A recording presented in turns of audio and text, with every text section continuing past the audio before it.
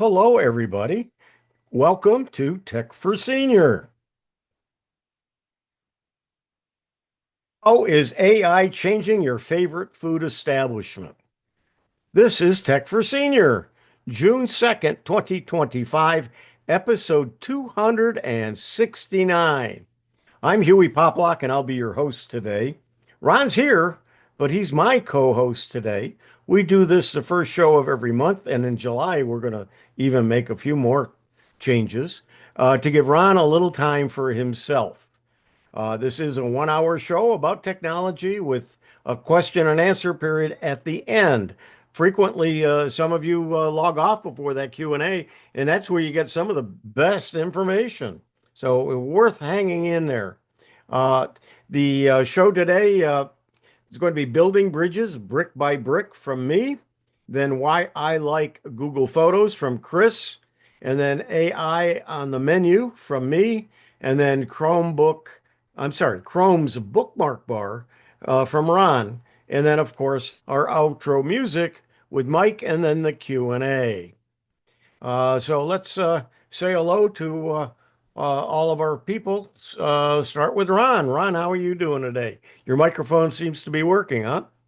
Yes, thank you. Thanks to Mike Leaman and his excellent ideas. So we did get that little hardware issue solved. Other than that, I'm having a great, enjoying my new gadget, which I think I'm going to make a video about. So I'm not going to tell everyone what it is, but we were talking about it earlier. But I think it's having fun with that, and it's gorgeous day here, and I'm just happy to be on the right side of the lawn. You every day you got to just check the obits and make sure you're not in there. Absolutely.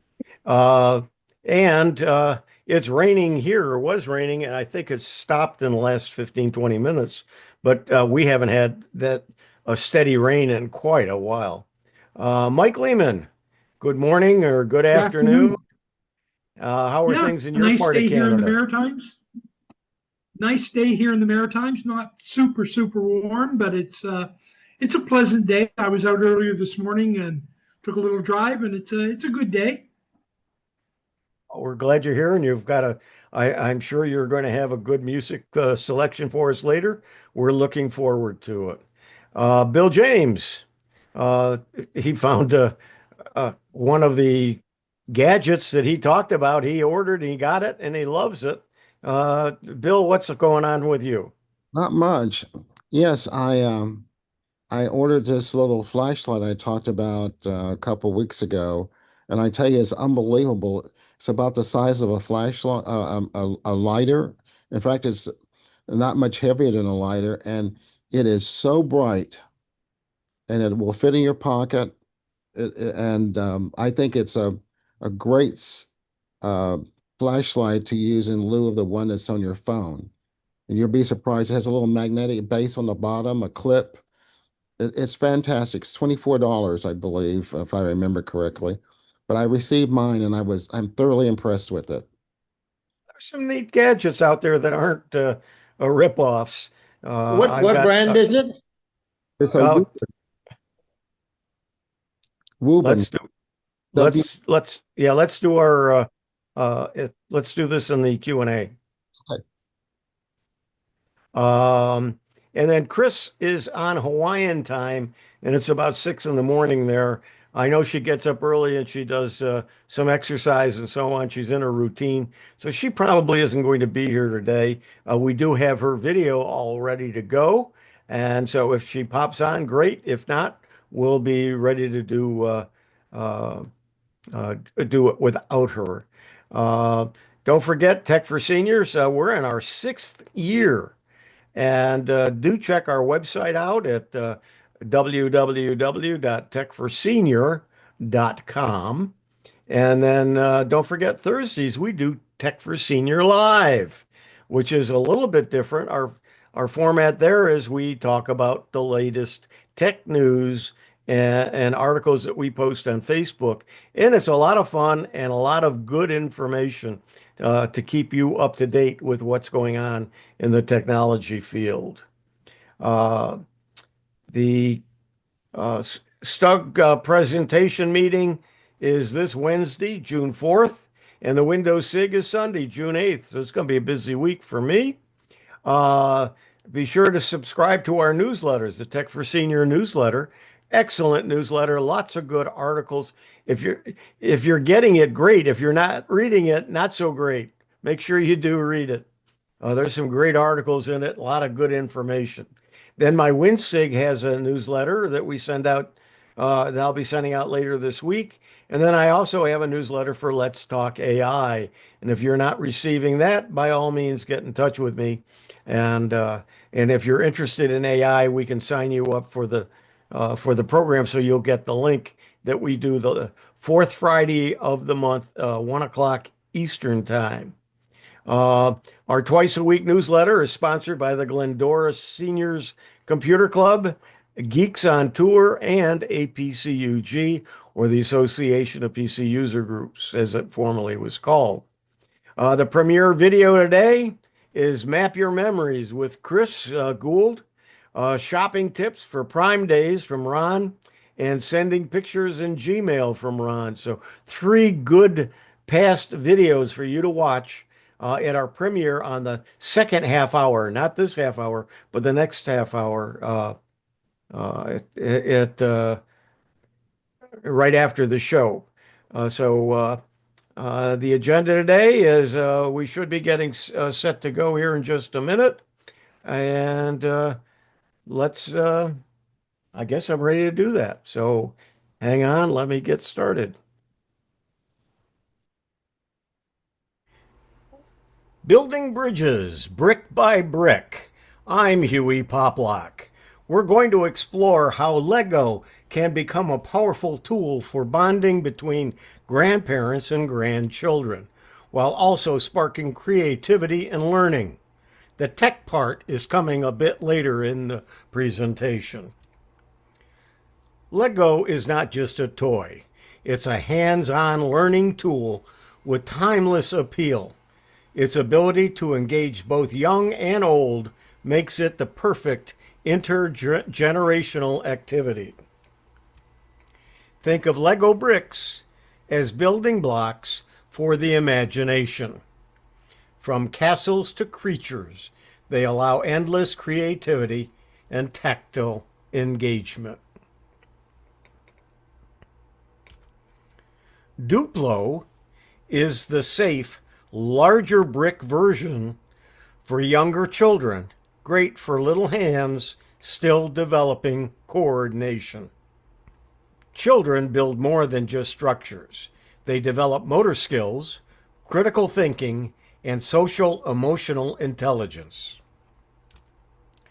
Lego play encourages storytelling, open-ended problem solving, and expression, key aspects of emotional and intellectual development.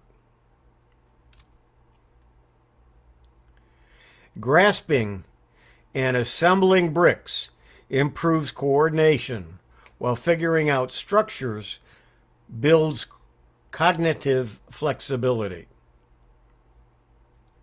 Group Lego play teaches cooperation, turn-taking, and empathy, great for both grandkids and grandparents. Kids talk about what they're building, growing vocabulary and communication skills naturally through play. Lego isn't just for the grandkids. It's a fantastic way for grandparents to engage with their grandchildren and participate actively in playtime. It allows you to step into your grandchild's world, ask questions about their creations, and offer gentle guidance.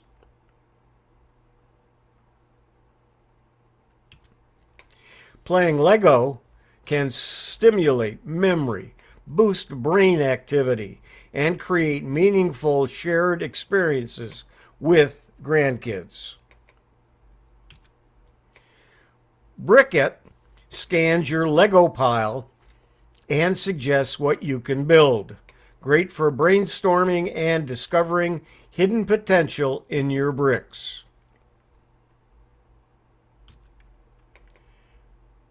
The Brick app interface demonstrating its ability to scan a pile of Lego bricks and suggest new builds. This is what I saw that made me want to share this with you. The Brickit app looks at and identifies every brick it sees and then gives suggestions and instructions for items that can be built with the pieces you have. Let's take a look. It's time to take the pieces out of the box, and then it finds each of the pieces, identifies them, and has tons of information. Then it will come up with some possibilities of what you can build with what you see. And it gives instructions.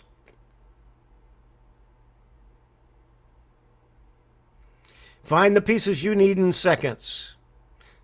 It'll identify where they are. Join the builders.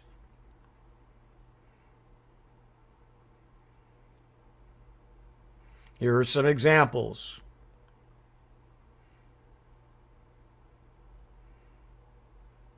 Teach your kids bricks how tricks with Brickit. It's available in the App Store and in Google Play, so it works on Android and the iPhone. Now you might ask, how can I keep up with all these Lego pieces and help my grandchildren play even better? Perhaps you have a dusty bin of Lego bricks, or your grandchildren's collection seems like an overwhelming mountain of pieces. You might even be missing instructions for old sets. This is where the modern technology comes in and saves the day. Two fantastic apps, Brickit and 𝕬𝕬𝕝, can transform how you and your grandchildren interact with Lego. Now, what you have is a massive collection, or you want to keep track of every single Lego brick? Well, that's where 𝕬𝕬𝕝 comes in. Developed by the same team as Brickit, 𝕬𝕬𝕝 is designated and designed to help you organize and keep a detailed inventory of your Lego collection. Think of it as a tidy drawer for your thoughts. It scans your brick collection, catalogs what you have, and suggests large-scale projects. For instance, you take a photo of your Lego box, and the app sorts everything virtually, showing you how many bricks of each type that you own. Then it generates building ideas based on that, like a detailed plan for a spaceship or a cityscape. Visually, the app has a clean interface with colorful icons and lists, making it easy to navigate. It's like having a personal organizer who not only tidies up your Lego, but also sparks your imagination with step-by-step guides. 𝕬𝕬𝕝 helps track all of your bricks and plan bigger projects. Ideal for organized play and ambitious builds. Here's what the screens look like in 𝕬𝕬𝕝. And you can separate them, put them in bags, and then identify and keep track of all of that in the app itself. Start with Brickit to inspire, then use 𝕬𝕬𝕝 for planning. Assign roles and work as a team, learning together, you and the grandkids. Brickit is quick and creative. 𝕬𝕬𝕝 is methodical and detailed. Both are tools to make Lego even more rewarding. Here is a comparison of the apps and their benefits using the primary function, piece recognition, building guidance, use care for grandparents, and enhance interaction and complexity level. Let's look at just the use case for grandparents. Brickit sparks new ideas, makes building easier, and encourages creativity. And 𝕬𝕬𝕝 organizes large collections, helps plan ambitious projects, and teaches organizational skills. So don't worry if you're not tech savvy. Start simple, laugh through mistakes, and remember, play is supposed to be fun. Here are some quick answers to common questions grandparents might have. Duplo is best for ages 1 through 5. Lego builds fine motor skills. Apps like Brickit and 𝕬𝕬𝕝 are senior friendly and easy to learn. Brickit excels at suggesting new builds from a pile of bricks and highlighting pieces within that pile. 𝕬𝕬𝕝 is more suited for creating a precise digital inventory of your entire collection, which can help in tracking and locating specific pieces over time. Engaging in Lego play with grandchildren offers cognitive benefits for grandparents, such as exercising creativity and cognitive skills, and helps strengthen intergenerational bonds by creating shared experiences and lasting memories. Whether stacking bricks or scanning them with an app, Lego is about building connections that last a lifetime. Building bridges brick by brick, I'm Hewie Poplock.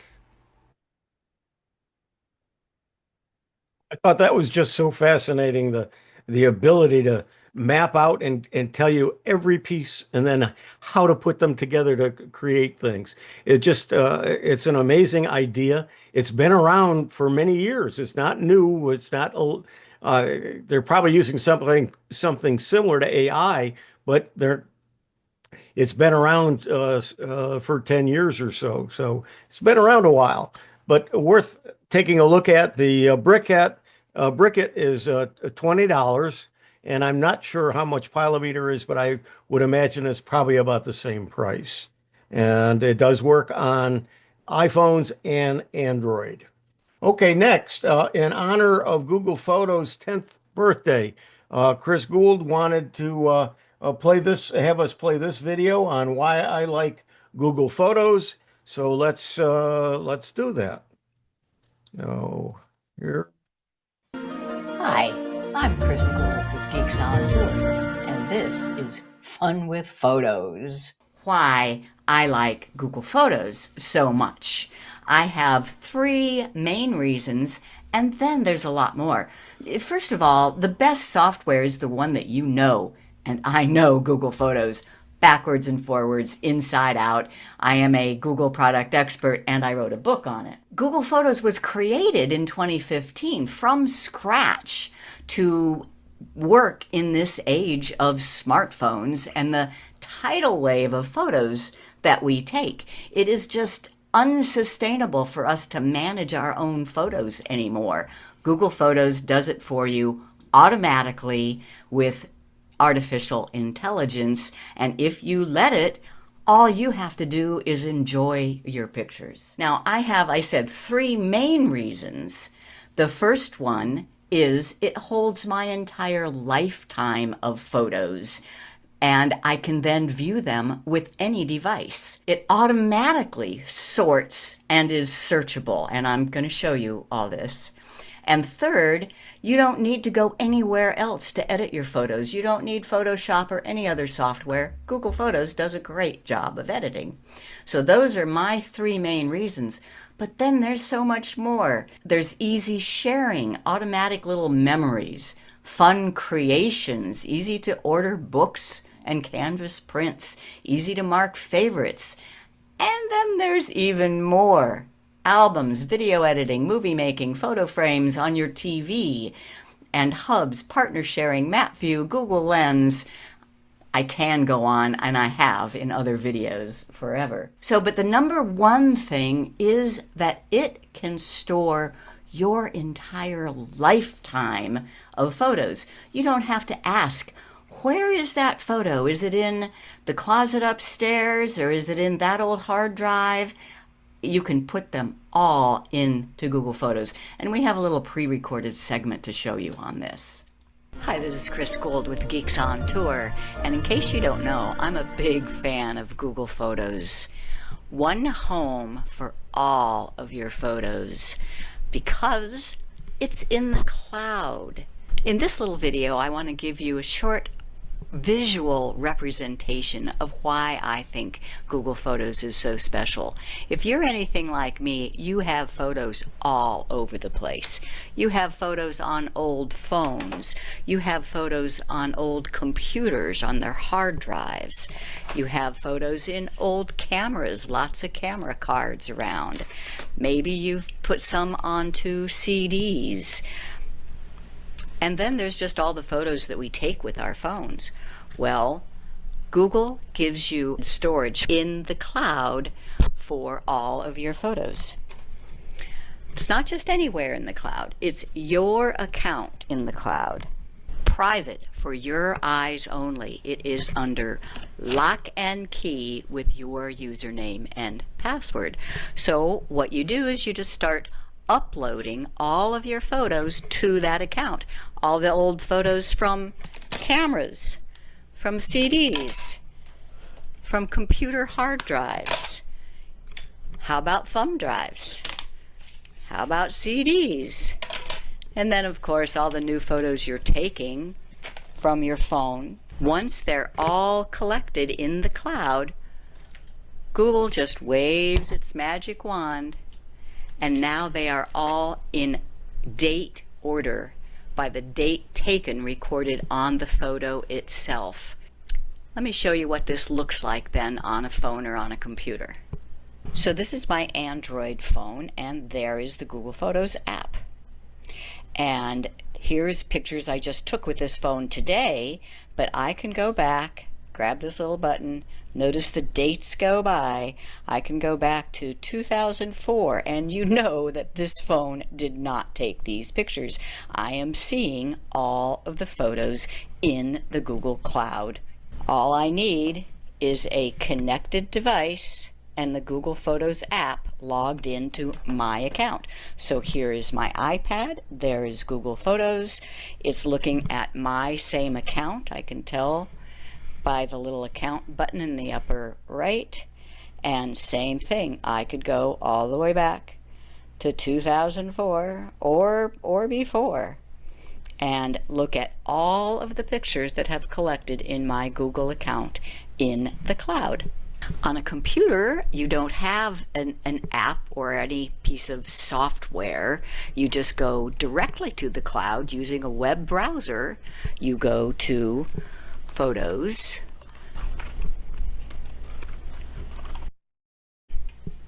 or if you're on a Chrome browser, you can click on these little dots here and go straight to Photos. You need to sign in with your account, but the next time you do this, you probably will already be signed in like I am. I see that that is my account, and here are the same pictures that I saw on my phone and on my iPad. And here are the same dates. I can go back to 2004 or beyond and see all the same pictures that are in my Google account. Google Photos, one home for your lifetime of photos and videos. Now there's one set of photos that did not get discussed in that little video, and that's old prints and slides. I ran into this little photo the other day that looks like it's my family at Christmas, and on the back it says 1982. I want to capture that. So I'm just going to take my phone and take a picture of the picture. So there's the picture. Also notice how dark it is. And Jim, while I'm doing this, can you take a picture of me showing how hard I'm working? Oh, sure. All right. So here I'm just taking a photo of the photo. And then I can look at it on Google Photos.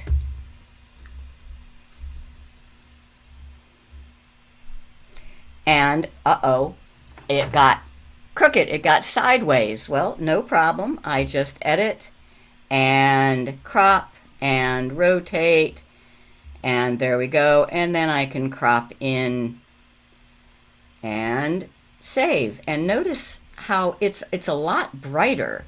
These cameras are amazing. And yet I can still tap on one more and make it very bright. So now this photo that is on my phone is much better than the original. That photo that I took of the old photo, I said it was actually taken in 1982. So what's the problem? When I take a photo of a photo, what is the date? Today's date. No, I want this photo to show up in the date where it was originally taken. All you have to do is, and you can do this on the phone, on either iPhone or Android or computer, you just go to the date and you change it. I notice it said 1982 on the back, so 1982. And then I see a Christmas tree and unwrapped presents, so I'm going to say that that was December 25, 1982. And when I click save, this photo will disappear from my current photos, and it is found in 1982. For slides, we do it the DIY. Yeah, do it yourself way. And we get out the old projector, we project the slides, and then we take the phone and snap as we go. When Google waves its magic wand, not only does it put them in date order, but it groups them by people, places, documents, and then you can search for anything. I'm going to show you on my phone. I just call it my magic attic. Everything has gone up there. Now, and as I scroll back, I can just grab this little button on the phone and notice the dates go by. So I can go to any date. I kind of like 1998. And here, what are these pictures, Jim? Those are wedding July day. 4, 1998. There's our wedding. Okay.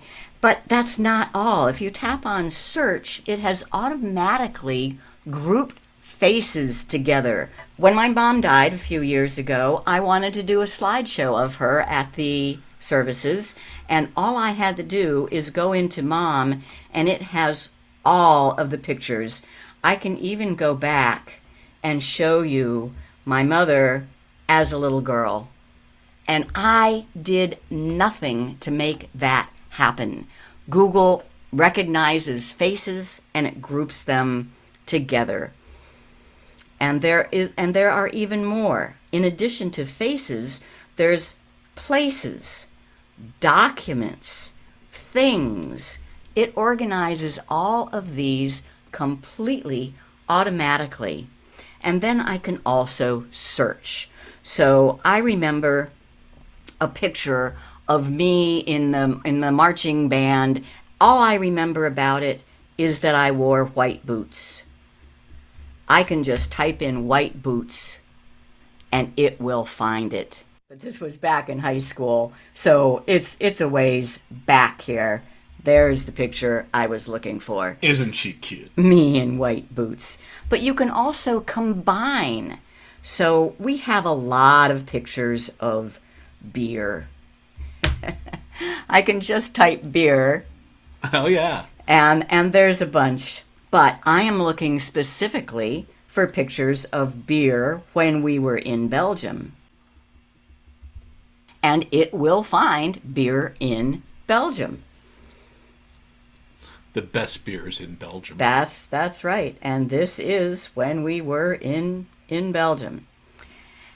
Or things like, all I remember is that I have a picture of our RV and a picnic table.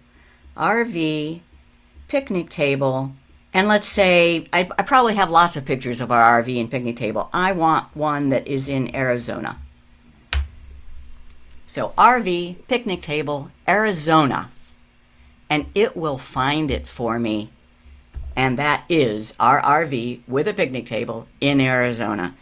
No tagging, no work on my part at all. And then there's editing. I love editing with Google Photos. Here's just an example of a photo that's okay, but after just a couple of clicks, And I have a video on that. If you go to ℸ𝕬𝕗.com and search for video 811, you'll see how to do this.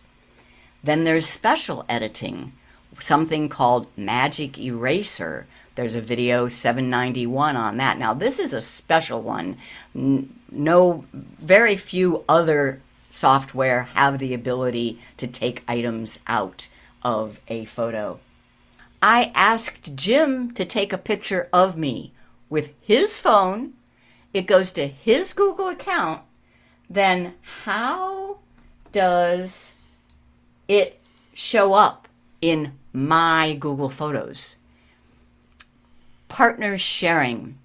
And we have clicked the button to say, if he ever takes a picture of me, I want it. And it gets automatically sent and saved to my Google Photos account. That is the partner sharing. There's several options. When I take a picture of him, it will automatically get saved in his Google Photos account. And I just love that. I mean, anybody else distressed that they don't have any photos of themselves because they're always the one taking the pictures? Well, you can do it. If you want to learn more, you can scan this code and get the first chapter of my book, Learn Google Photos. Or if you are a premium member, and you can become one at ℸ𝕬𝕗.com, join now, you get the entire book.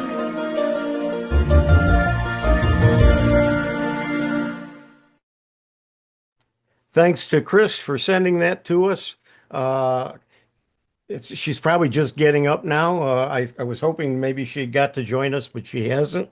But 10th anniversary of Google Photos, so it's been around a while, and she knows it well, and definitely is a great addition to Tech for Senior here a couple of times a month.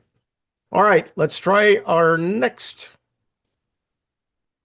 And let me get to it. AI on the menu. I'm Hewie Poplock.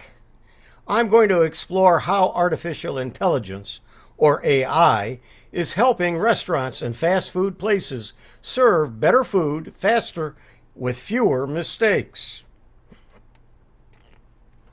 From smartphones to smart kitchens, let's see what's cooking in the world of AI. Imagine calling your favorite pizza place and getting a polite robot that never puts you on hold. AI voice assistants can take phone orders any time of day, always friendly, always accurate. This means staff can focus on making food, not answering phones. In busy drive-thrus, every second counts. AI systems are being used to take drive-thru orders faster and more accurately than ever before. This can shave off 10 seconds or more per order, helping restaurants serve more cars and make more money. Training new employees can be hard, especially during busy times.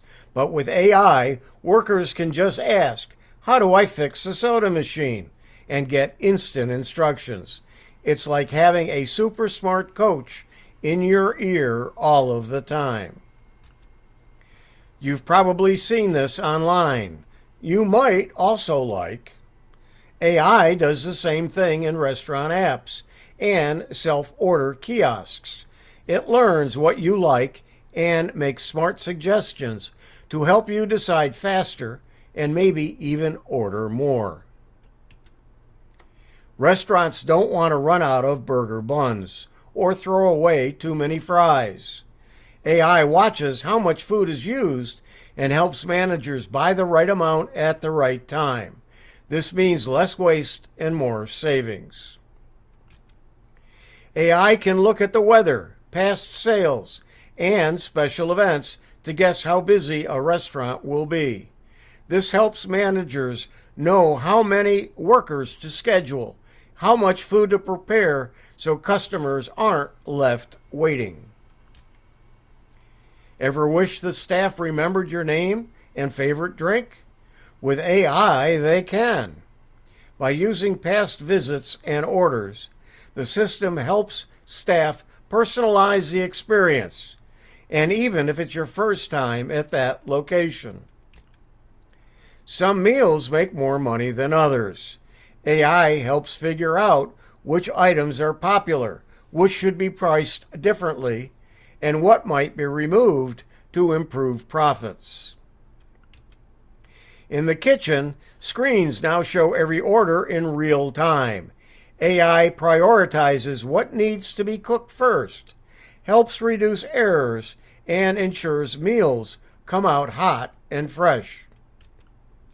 Instead of managers reading every single Yelp review, AI tools can scan them for patterns, like complaints about cold food or praise for a certain dish. This helps restaurants fix problems faster and make better decisions. Marketing with AI is like having a creative team that never sleeps. AI writes posts, sends coupons, and even knows the best time to message customers based on their habits. Loyalty cards and apps aren't just about free coffee. AI studies your purchases to offer deals you'll actually want, like free fries on your birthday or discounts on your go-to meal. Yes, robots are flipping burgers. Fast food chains are testing robots that cook, clean, and even deliver food. They work alongside humans to speed up service and keep kitchens cleaner. Modern restaurants use lots of screens and devices. AI helps update, secure, and monitor them all, so nothing breaks during the dinner rush. It's like IT support on autopilot. McDonald's uses AI in its drive-thrus to speed up ordering, and Wendy's is testing AI voice assistants to take orders 24/7. These tools help reduce errors, improve speed, and allow human workers to focus on customer service. Some fast food restaurants now use AI-powered drink dispensers that mix your sodas, add ice, and serve it hands-free. This helps keep lines moving and ensures drinks are constant. Fast food chains like Domino's and Chipotle are using AI to route deliveries in real time. This means your food gets to you faster and hotter, and drivers waste less time in traffic. This robot is Pearl. She's utilized at the 𝕤𝕝𝕝 Oyster Bar, a local seafood restaurant close to me. She assists in delivering food from the kitchen to the tables. This implementation aims to enhance efficiency and alleviate the workload on human servers, especially during busy periods. Here is Pearl in action. The future is exciting. Soon you might scan a menu with your phone and see food in 3D, or have a robot deliver dinner to your door. AI will keep changing how we eat, making it easier, faster, and more fun. In the end, AI is a tool to help restaurants work better. It supports workers, makes customers happier, and helps businesses grow. The best part? The human connection stays front and center, just made better with a little help from technology.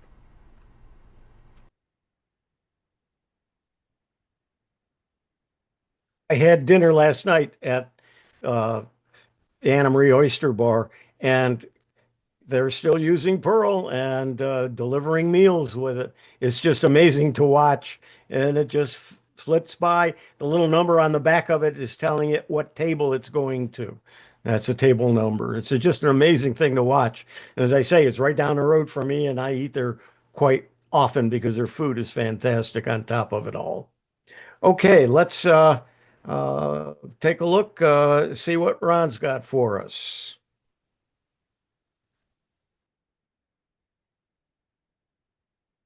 It's Ron Brown with Tech for Senior, where we teach seniors how to use technology and become more proficient in the Chrome browser using bookmarks and playlists. So let me show you how to accomplish that. Before we get started, we'd sure appreciate that like and subscribe.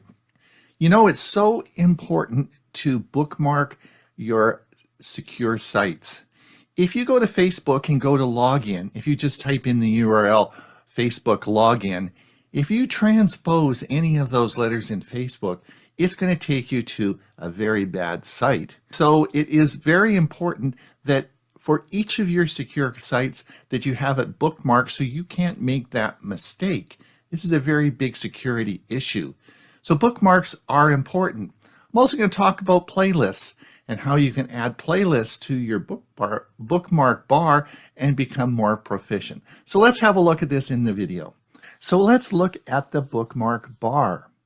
Now the bookmark bar in your Chrome browser is simply a more efficient way to store your bookmarks. There's nothing unique or special about it, but what I'm going to show you is you can become a real power user using your Chrome browser if you use the bookmark bar. So in the past, there have been other bars that have been added below the bookmark bar, and these are often installed in addition to apps. And these are all bad, and you should delete them. I don't think they're around very much anymore, but the only bookmark bar that you should see is the one by Chrome. It's your Google one, and I'll show you how to turn that on and off.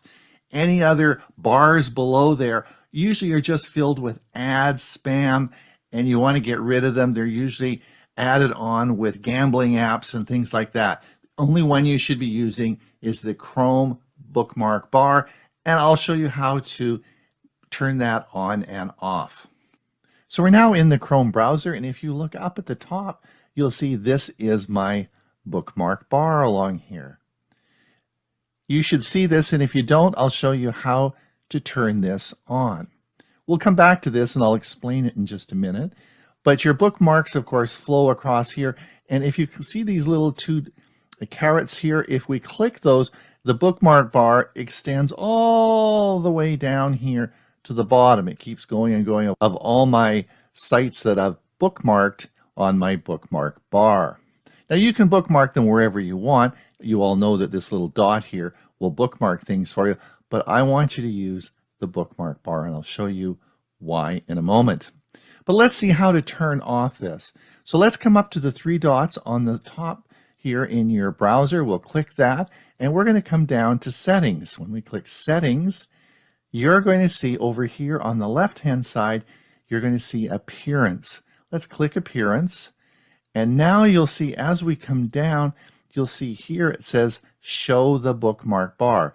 Now let's look up here on my bookmark bar as I toggle this on and off.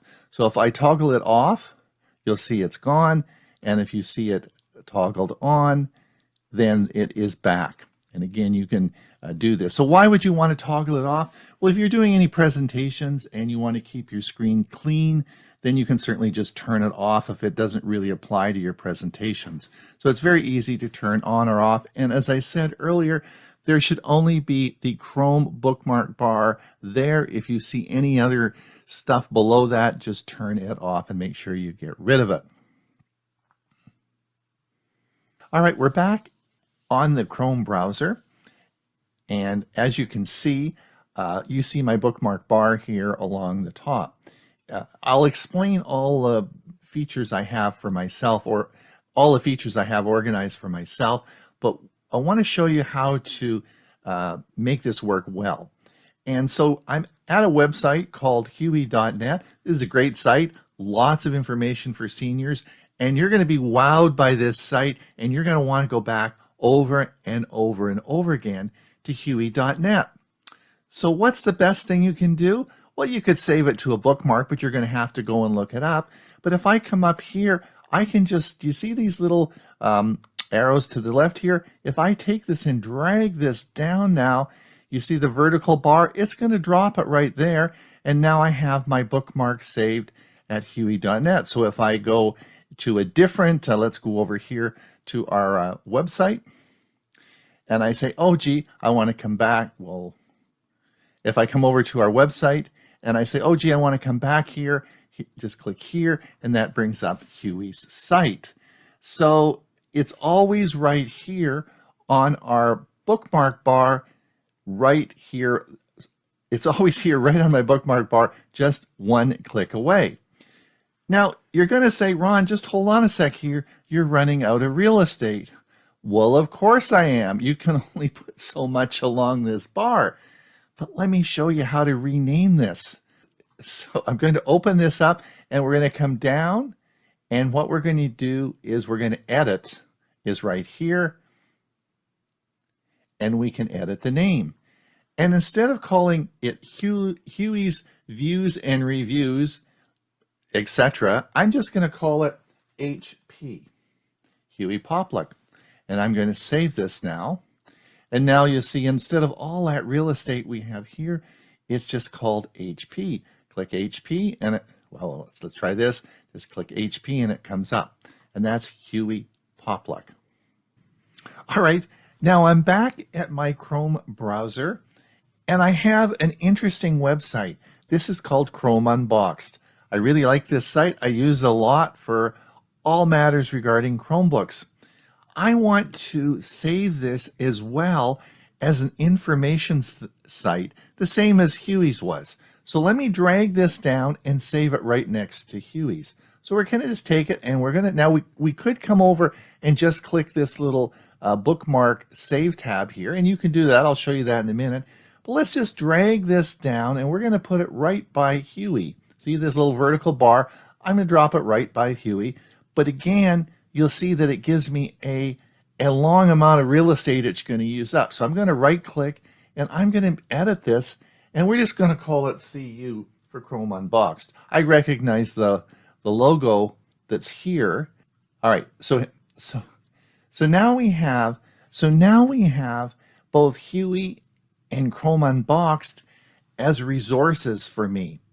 So let me say that we can now group these together. We can make a folder, and we can put all these in a folder on our bookmark bar. Now, would that be interesting? So let me, while I'm hovering over the bookmark bar, I'm going to right click, and I'm going to say add a folder. So let's click here, and I'm going to call the folder resources, but I'm just going to say it's an R for resources because I want to keep the real estate small on the bookmark bar, and I'm going to save it. And now you'll see that we have a folder called resources. Now we can then just drag our Chrome Unboxed over top of the resources folder, and we can take Hewie and drag Hewie. Sorry, Hewie. We're going to drag you over, and we're going to drop you, boom, into the resources folder. There we go. Now, all the resources that we have or we want to use, we can just put them all in this folder, and there they are. Just click that folder. There's Chrome Unboxed, and let's bring up Hewie. There's Hewie again, and so we have all our resources all in one folder right here, right where we're working, right on the bookmark bar.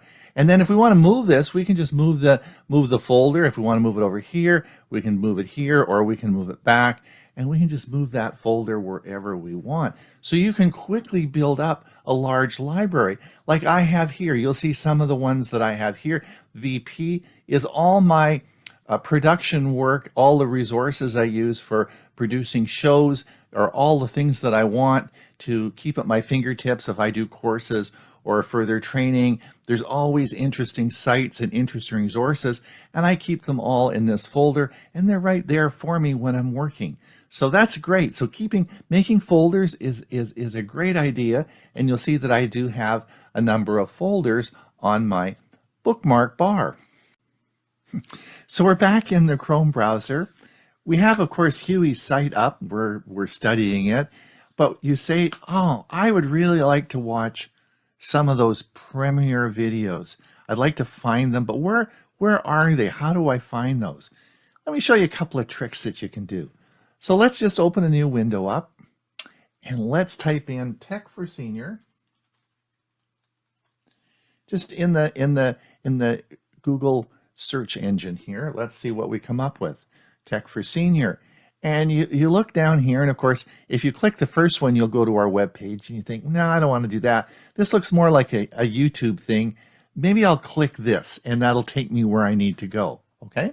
So we're going to click this, and guess what? It takes you over to our YouTube channel. Right like that. There you go.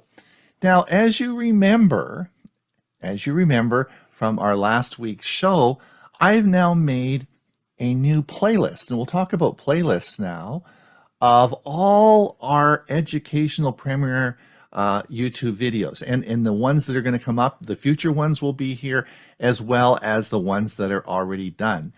And it's called Tech for Senior Premier Educational Videos. So let's just click this and see what happens. Well, here they all are. You'll see that it starts. I haven't loaded the one for Monday yet, but it will show up as to be aired on Monday. And all these are all our premier educational videos for you, right? Well, let's say I can show you how you'll never have to look it up again. Let's just take this little, again, come up to our browser here, and let's just take the URL. And we're going to take this and we're going to drag it down and we're going to drop it here. Okay, now let's close this out and we're going to open a new tab. And now let's just click this again and it brings it all up. This is called a playlist. Okay, now all you'll ever have to do until you die, it will never change. You will have the bookmarked right here. All you have to do is click this button and it will bring up all this list, and that's all you need to do. You just need to, this is called a playlist, and now you've added that to your bookmark bar. And the only problem is a lot of real estate again, right? Got cut down on real estate, so right click here and we're going to edit this and we're going to call it TFS Premier, just a P, and we'll call it P. Actually, let's not even do that. Let's just do TFS-P, okay? And we're going to save this, and now it just says TFS-P, which is the Premier. Watch what I'm going to do. I'm going to drag it over here, all the way over here to where I have, these are all my operational buttons here. So the left button here is just taking me right to YouTube. This is Tech for Senior. If I click this, all our Tech for Senior episodes come up. This is now the playlist for just the premiere episodes. This is all our Tech for Senior live shows here, and this takes me into the back end of our management tools for our studio. So these are all right here, and these are what I use all day long.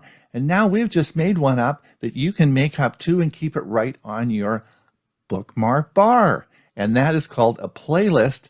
The playlist never changes. And as I add new videos, they just automatically get added to the playlist. And that's all. You just have to have that button and you can always find our premiere video. So you'll be using your Chrome browser like a pro if you use that bookmark and the YouTube playlists. We'd sure appreciate that like and subscribe. It's Ron Brown with Tech for Senior. Until we see you again, have a great day.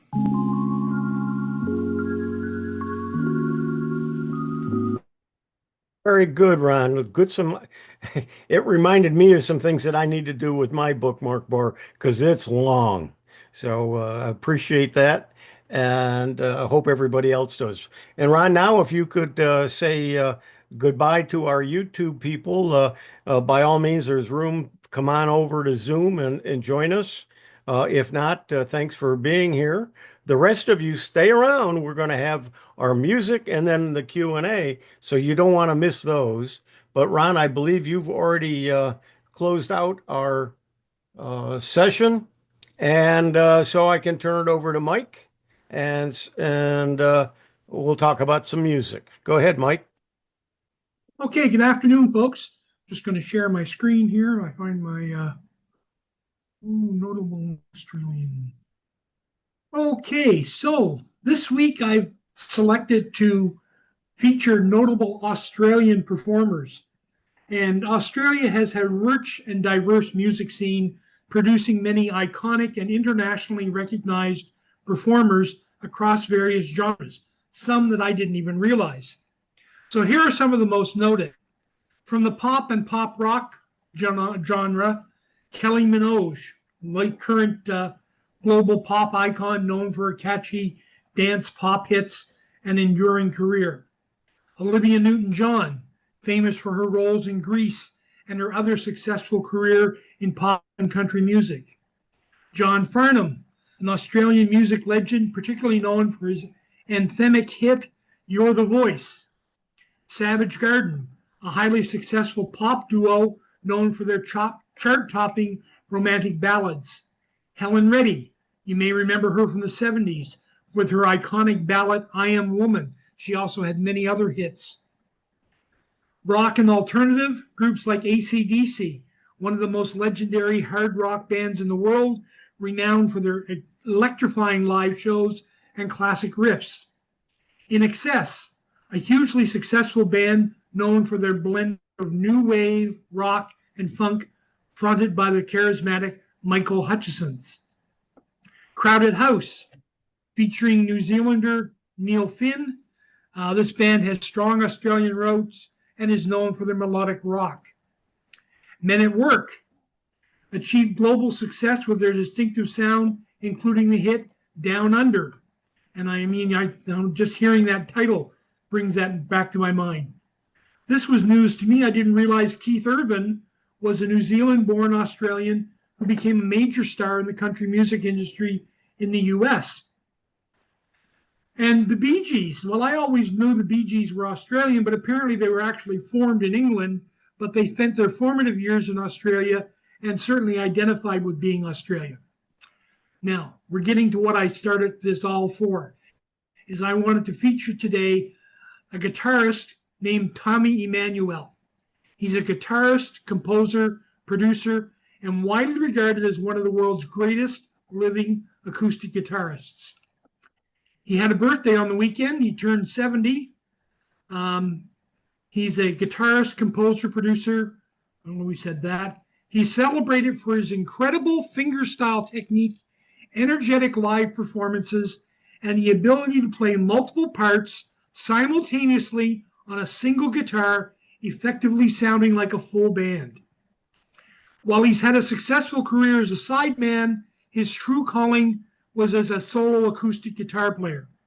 He's developed a unique fingerstyle that was inspired by Chet Atkins and Merle Travers, where he plays bass lines, chords, melodies, and harmonies simultaneously using his right thumb and fingers, and he often incorporates percussive effects on the guitar body, making his one-man performances sound incredibly full and dynamic without the use of loop, pedals, or overdubs. When I play the clip, you're going to see there's no electronics, there's nothing extra. He's playing an acoustic guitar with an internal pickup. That's it. In 1999, his idol and mentor, Chet Atkins, bestowed upon him the rare and highly coveted title of Certified Guitar Player. The honor is only given to a handful of guitarists by Atkins, and he is signifying their exceptional contribution to the guitar music field. Now, I'm going to give you the links for two. We're only going to play one today, but we're going to play the Pink Panther theme, and I want you to particularly pay notice to his guitar. Notice, first of all, the markings on his guitar from how he uses it. And if you're a Beatles fan, I would encourage you to come grab this link for the Beatles medley. He does a tremendous job. So I'm going to say take it away, and I'm going to unshare my screen, and I will post these two links in the chat. What? And if you're familiar with the Pink Panther theme, you'll remember that when Henry Mancini did that, it was a full orchestration, and that classic riff, the thumble, whatever, was a saxophone. But I mean, when you hear that guitar play, that's amazing. I mean, and I would encourage anyone who really enjoyed that to go play the Beatles medley link, because it's just as outstanding. Thank you very much, Mike. That is great music, a little bit different than what we've played. And so, thanks everybody for being with us this last hour.